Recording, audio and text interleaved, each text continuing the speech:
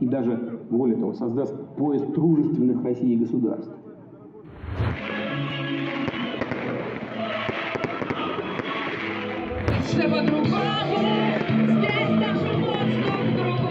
So Russian President Vladimir Putin has recognized the independence of two separate regions in eastern Ukraine, the Donetsk People's Republic and the Luhansk People's Republic. Считаю необходимым принять уже давно назревшее решение. Незамедлительно признать независимость и суверенитет Донецкой Народной Республики и Луганской Народной Республики. This was a move that is severely going to ratchet up tensions with the West. This decision, of course, raising fears that Moscow could use this as a pretext to send in troops to try and protect these two quote-unquote newly independent republics. Putin has already ordered Russia's military to act as peacekeepers in both these breakaway regions, Donetsk and Luhansk. In this week's Crux Decode, I will explain what Vladimir Putin's game plan is in recognizing these two regions as independent republics. What is the strategy he's employed? Has he used this template similarly in the past? And what the response from the West is likely to be.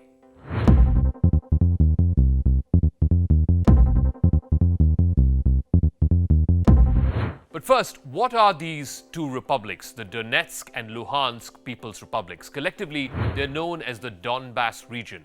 They declared independence from Kiev, this was back in 2014, right after the Kremlin sent in Russian troops to annex Crimea. Soon after that, there were insurgent groups, extremist groups, who had backing from Russia, who were employed in this Donbass region, both in Donetsk and in Luhansk. Now, this region sits on Ukraine's border with Russia. It's on the northern banks of the Black Sea. It's home to about 3.5 million people or so, and it's been largely reliant on Moscow for financial help, humanitarian assistance, and of course, most importantly, military aid. Now, Russia has consistently denied any involvement in this particular conflict in Donbass, but it has worked very hard to secure a very tight hold in this region. Out of the 3.5 million people, more than 700,000, that's 1 in 5, have been given Russian passports in the last 7 or 8 years. So what exactly does Moscow's recognition of these eastern territories mean? Now, for the very first time, Russia has declared that it does not regard Donbass as a part of Ukraine. Now, this could allow Moscow to send in military troops into the separatist regions openly, under, of course, the pretext that it's only intervening to protect an ally country because they are being threatened by the forces of Ukraine. Now, that would, of course, likely increase the risk of a full-blown war. After all, Ukraine would see this, and rightfully so, as a complete breach of its territorial integrity and sovereignty. Remember, hundreds of thousands of Russian troops are amassed exactly at this place, just off the eastern part of Ukraine. Now, this move to recognize these two independent republics effectively brings an end to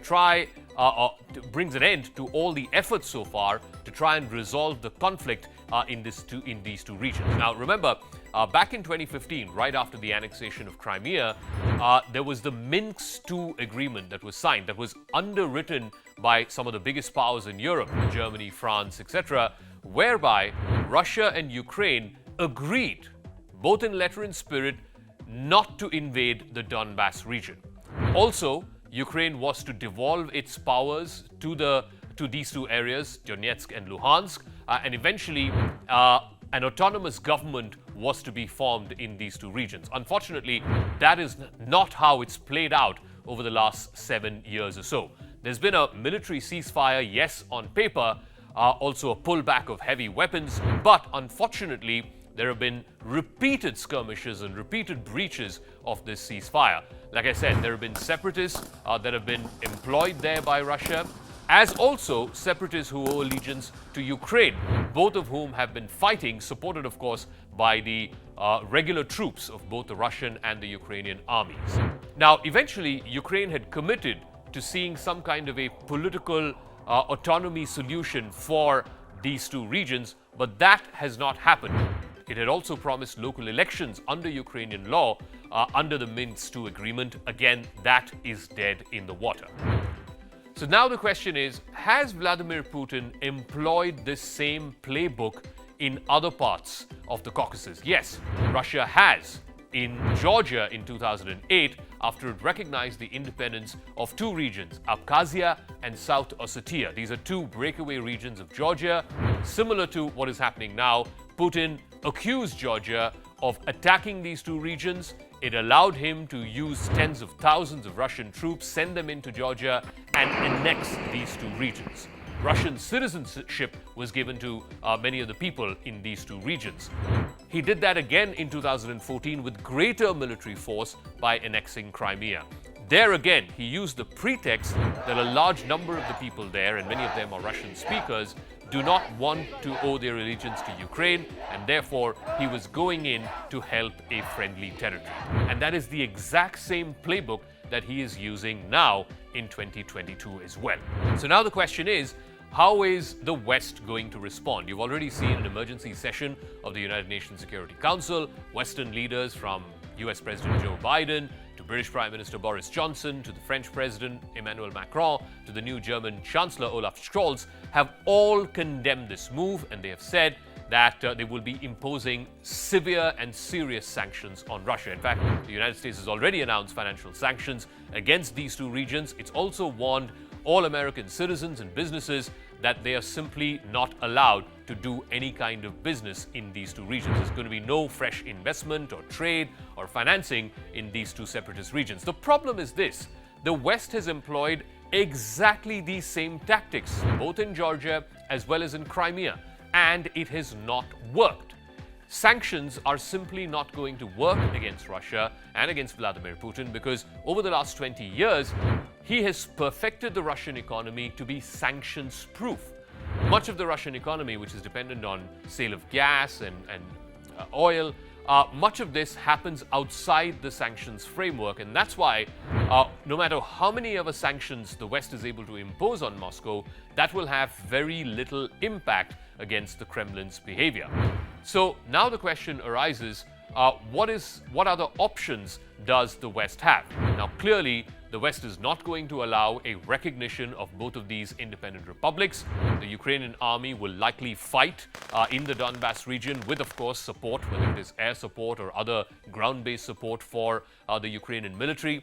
It is likely to be a long, protracted war with the Russian troops. And remember, Russia is one of the foremost armies in the world right now, and close to 200,000 troops are on the ready there in the Donbass region. So it's going to be a long, protracted war, something similar to what we have seen the Russian government under Putin employ in places like Syria. So you're going to expect a long war with sanctions and the threat of counter-sanctions. The West, of course, is going to say the right things, that they're committed to Ukraine's independence, its sovereignty, its territorial integrity, and of course, they will make sure that the new independent republics of Donetsk and Luhansk are not recognized by any of the global bodies, including the United Nations.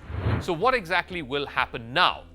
Putin's recognition of these rebel-held territories as being independent republics, like I said earlier, completely shatters the Minsk II peace agreement.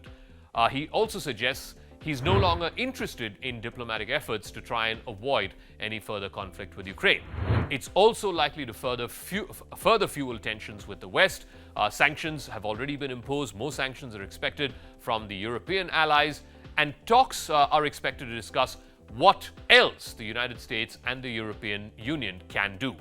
Putin has also said that Moscow would now sign friendship treaties with both the Donetsk People's Republic and the Luhansk People's Republic, a move that could pave the way for Russia to openly support these two independent republics with both troops as well as weapons. Now, overnight, in two official decrees, Putin has also instructed his defense ministry to quote-unquote assume the function of peacekeeping both in Donetsk and in Luhansk. Now, this is laying the ground, laying the pretext, as it were, to eventually send in full-fledged troops, the almost 200,000 who've been stationed in the eastern part there, to send them in under official cover of peacekeeping troops.